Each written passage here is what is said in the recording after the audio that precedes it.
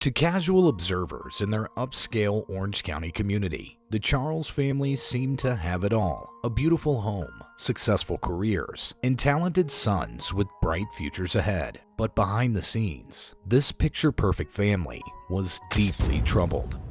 On a fateful November night in 1994, their fractured facade would be shattered in an act of unimaginable violence. On the evening of November 6, 1994, the entire family had gathered at the parents' home in Fullerton for dinner. At some point, Eddie arrived as well. There were no signs of any arguments or conflicts between the family members that night. Around 8 p.m., 19-year-old Danny, a gifted opera student at USC, left to return to campus as usual. Eddie departed shortly after. A neighbor named Gina Sims lived just around the corner from the Charles home. Around 9:30 p.m. that night, she was outside with a friend when they heard chilling cries for help coming from the trunk of a parked car across the street. Fearing the worst, they rushed inside to call the police. 911 police emergency?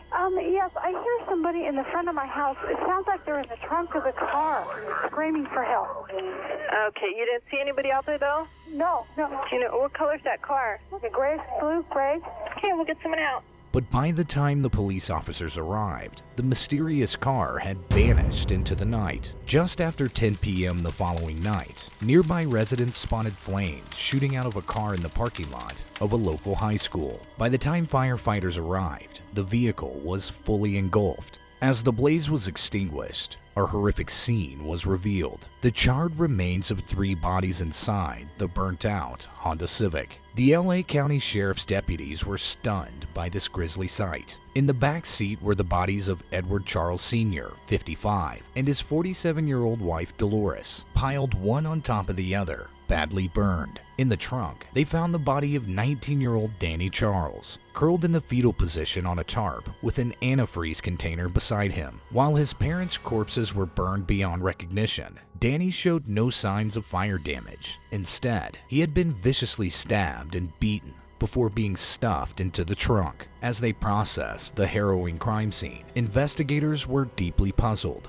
This was no carjacking or random act. Inside the burning car, in the back seat, it appears there are 2 dead, naked bodies. The charred vehicle belonged to the Charles family from the nearby city of Fullerton. How did a wealthy family from an affluent neighborhood end up burned and butchered in such a horrific way? It's a grisly sight. The idea of these bodies stacked like cordwood in the back seat and then the fetal victim in the trunk, it's a nightmare. It's a horrific sight with the smell of charred flesh. It was very clear that a major crime had taken place. The first major break came when the autopsies revealed that the 3 victims were already dead before the car was set on fire. There was no smoke inhalation, indicating they had been killed elsewhere before being transported and the vehicle torched. Furthermore, the examiner noted clear signs of severe blunt force trauma to the victims' heads, likely caused by a hammer or similar tool. While the condition of the bodies made initial identification difficult, investigators soon learned that a 911 call had been placed by a neighbor near the Charles home the previous evening. The caller reported hearing cries for help coming from the trunk of a car parked on the street. By the time police responded, the vehicle was gone. A visit to the family's neat suburban home only deepened the mystery. Everything appeared perfectly normal, aside from some drops of blood found in various rooms that raised suspicion. The Charleses were known as a loving, tight-knit family, active in their community and church. Danny was a talented performer admired by his teachers. What could have triggered such a vicious assault? Oh, they had a comfortable life. I thought that was nice. I just thought it was a lovely family. I mean, really perfect family. The remaining family members, older son Eddie Charles and grandfather Bernard Severino, were brought in for questioning. Severino's solid alibi and genuine emotional distress over the deaths quickly cleared him, but Eddie's nonchalant demeanor and lack of curiosity about the brutal slayings put him firmly in the investigators' crosshairs. As a fuller picture of the Charles family dynamic emerged, it became clear that the privileged lifestyle masked deeper dysfunctions. While Danny was the star child who brought pride to his parents, Eddie had been a constant source of worry and disappointment. The 22-year-old had dropped out of school and bounced between dead-end jobs, much to his parents' chagrin. He had a lengthy history of accusations related to arson, vandalism, burglary, and fraud, though he had never been convicted of a crime. Neighbors described him as brooding and disconnected from the rest of his outgoing, sociable family. Most damningly, just days after the bodies were discovered, Eddie's karate instructor came forward to say that the young man had confessed to the triple murder during one of their conversations. When pressed by investigators, the shifty Eddie attempted to deflect suspicion onto his elderly grandfather. The idea that someone could have perpetrated such grisly violence against their own flesh and blood left the upscale community of Fullerton reeling. Over the following days, a mountain of damning evidence against Eddie Charles mounted when a homeless woman discovered a 16-inch crescent wrench covered in blood and hair while dumpster diving. Investigators were able to trace it back to Eddie's personal mechanics toolkit. The repetitive yin-yang symbol scratched into the wrench matched stamps on Eddie's other tools. DNA testing confirmed that the hair and blood was from the victims. Eddie's desperate attempts to establish an alibi also disintegrated under scrutiny. While his girlfriend, Tiffany Bowen, initially vouched that he was with her at the time of the murders, her own mother later admitted to providing a false cover story at Tiffany's request. The most shocking revelation was yet to come. In late November, Eddie was caught trying to hire an undercover officer to kill his own grandfather, the sole remaining member of his family. The officer posed as a hitman, and Eddie offered him $150,000 and 3 horses to brutally murder Bernard Severino and confess to all 4 killings so that Eddie himself could go free. Faced with this tidal wave of evidence, the full picture became clear.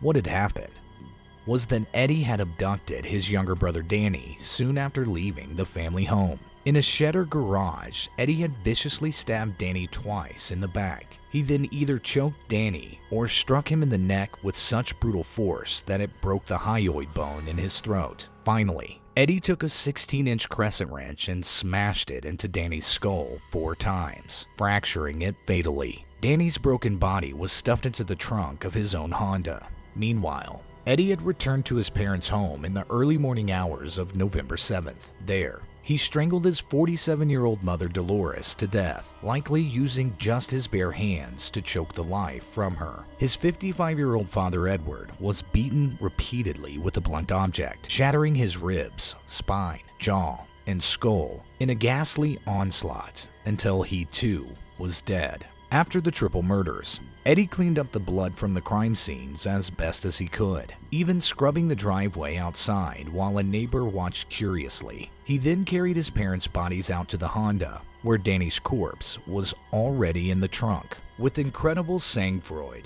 Eddie went to work his full shift at a local Chevron station that Monday, acting as if nothing was amiss.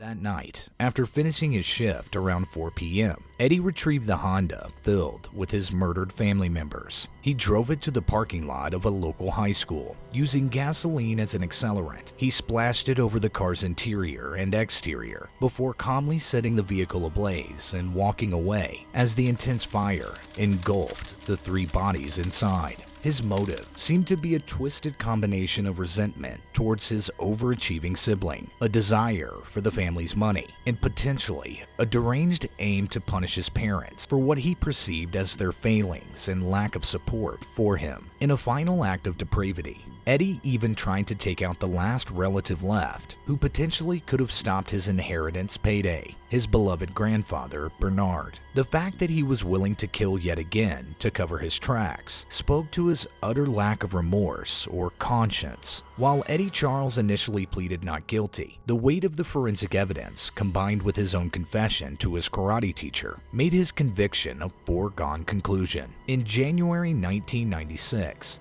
nearly 2 years after the vicious triple murder, he was found guilty on 2 counts of second-degree murder and 1 count of first-degree murder. After a lengthy trial, where his grandfather made an impassioned plea for mercy, the 24-year-old was ultimately sentenced to death in 1999 for his shocking crimes against his own family. He remains on death row in California to this day. though the state's current moratorium on executions leaves the final fate of this unrepentant family annihilator uncertain. The Charles family murders serve as a disturbing reminder that we never truly know what goes on behind closed doors. To those in their upscale Orange County enclave, the Charles clan seemed to lead a wonderful, enviable life full of success and opportunity. But in reality, this nuclear family was riven by resentments, dashed expectations, and boiling resentments beneath that manicured suburban exterior. The tragic case shows how even the most privileged upbringings are no buffer against human darkness and evil.